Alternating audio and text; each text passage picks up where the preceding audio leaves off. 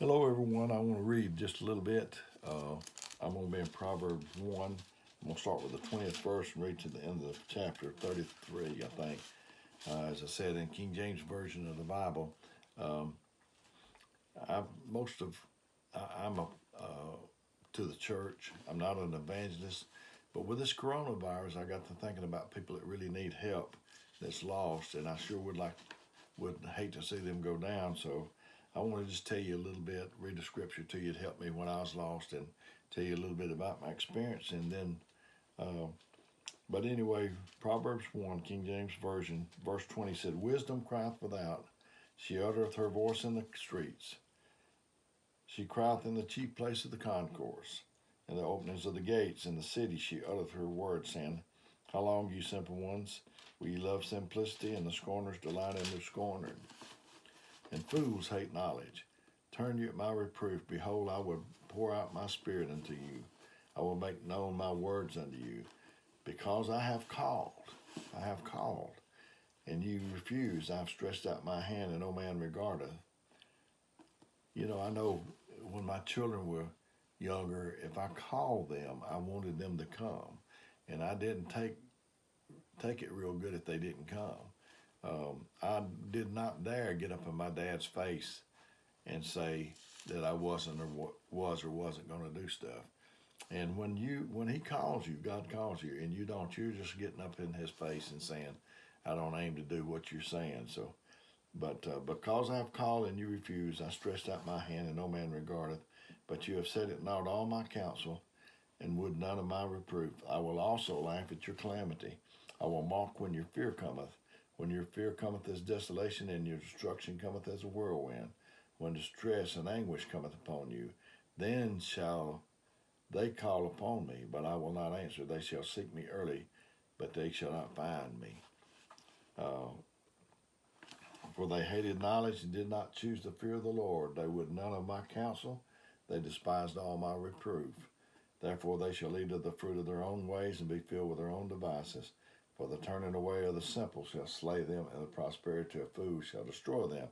But whoso hearkeneth unto me shall dwell safely and be quiet from the fear of evil. Just lay down at night and fold your arms. And my wife was living for the Lord about 7 years before I finally came to the Lord.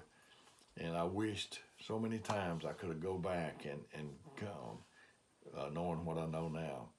But it didn't happen that way. This scripture right here means a lot to me. When I was lost, man, that's what I would read to try to help me get motivated to lay down all I needed to lay down and do all I needed to do. In this time of coronavirus, I'm telling you, people that's lost, I don't know. If you don't come now, I don't know what would motivate you anymore. Uh, but my experience was, and like I say, I don't talk to the lost a lot, but my experience was uh, my wife had been living for the Lord about 7 years. I live in Hazel Green, Alabama, and we were going down uh, Murphy Hill Road, and we came to Grimwood Road, the intersection. I had the stop sign, and we stopped. I had my wife sitting here and two kids in the back, and so I stopped. And while I stopped, I heard this voice that said, "I'm not fooling with you anymore."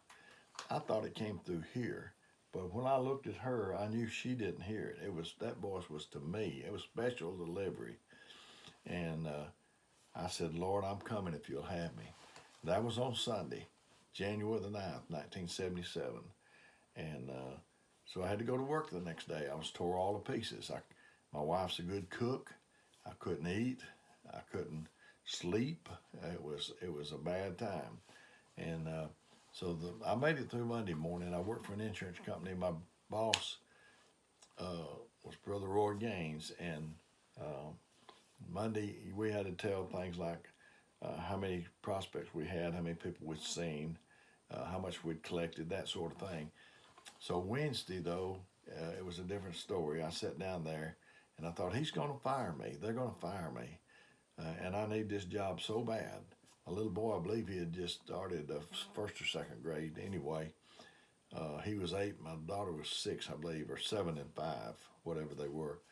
And I sat down and I said, I need to talk to you. I just needed to get just me and him confidential and tell him that don't get out of heart with me. I need this job. So he said, well, talk. And I said, no, I just need to talk to you. And he said, well, let's go down to the conference room. And on the way down there, I knew that wasn't going to work. The ladies were sitting out there in the office, and I knew that figured I'd start bawling. I said, no, I don't want to do it. And what you want to do? And I said, I don't know. He said, well, you want to go for a ride? And I thought, well, that's as good as anything I know. And I said, yeah. And so we got to the parking lot, and I was already bawling. And he said, I guess you need me to drive, don't you? And I said, I sure do. And so we started going towards Hazel Green. It was in Huntsville. And when we got to a church there in Meridianville, he said, how about right there? Because it was an empty parking lot. Nobody was in the parking lot. And I said, that looks good to me. So we were sitting there. And my problem was I knew God had called me before, and I thought maybe I had went past that calling, and he was never going to deal with me no more, because he said, I'm not fooling with you no more. So I told Brother Roy Gaines that, and he said, no, you still got a chance. He said, but you better hurry.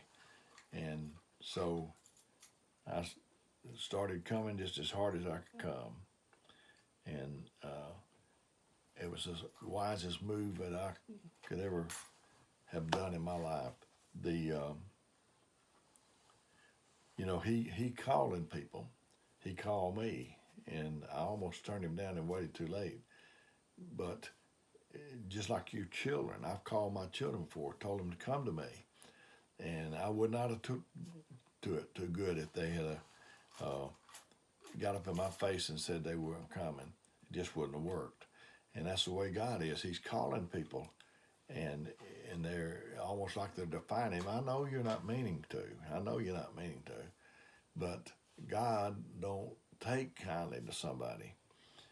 He's asking you to come, and then if you don't come, he said, because you have said it not all my counsel with none of my reproof, I also will laugh at your calamity, and I'll mock when your fear cometh. I know in school, kids were cruel, and they'd mock, all that kind of stuff, and they'd play keep away. They could be cruel. And here people is, God's calling them, and they're shaking their head, wagging their head, no, they ain't coming. And then at the end, when all this comes together, they're going to be begging God, and he's going to say, nope, I tried to call you, and you didn't come, and so I don't want to be mocked. I don't want to be laughed at. Wouldn't that be terrible? And I thought about, I did a sermon on the frogs here a while back to the church, kind of. It was slanted towards the church. But one of the plagues that God sent on Pharaoh was frogs. And Moses went back over there, and he thought maybe Pharaoh had humbled down enough. And Pharaoh, sure enough, said, take those frogs away. And Moses said, when shall I entreat the Lord to take the frogs away from you? And it was so incredible to me that Pharaoh said, tomorrow. That's the way it looks like lost people's doing. They want to come tomorrow. Friend, they may not be no tomorrow, especially in this day we're living in now. They were willing to live one more day with frogs in their ovens and in their kneading troughs, in their dough, things that they were making their bread with. They was willing to live one more day. I don't know how you could go back to bed and be living in sin, not one more day. It's like a someday island, someday I'll, someday I apostrophe LL, someday I'll this, and someday I'll that. You'll never come. And he'll just keep putting you off. And I use this little example I was watching. We didn't have what we got now, had a TV, they had a children's show, Sesame Street and Electric Company or something like that. And my kids, I'd watch it with them every now and then. And I don't remember which one of those shows it was. It was a man, he was standing upon a hill, cartoon man. He was standing upon a hill, and he sees a fellow down in the valley, and he said, I'd like to go there. And so he said, that's what I'll do. I'm here, he's there, and I'm going to go there. So he went down the hill. He runs upon the man. He's so enthused, and he says, I'm there. And the man in the valley said, no, you're not there. You're here. And he said, I'm here? He said, yeah. And he said, well, I'm trying to get there. Where's there? He said, you see that hill you just came from? That's there.